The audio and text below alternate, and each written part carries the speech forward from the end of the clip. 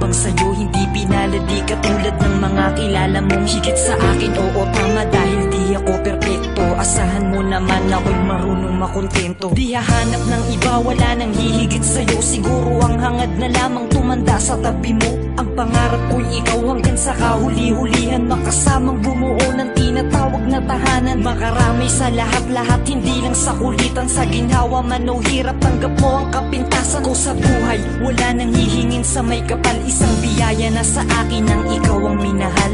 Ikaw ang minahal, ikaw ang minahal.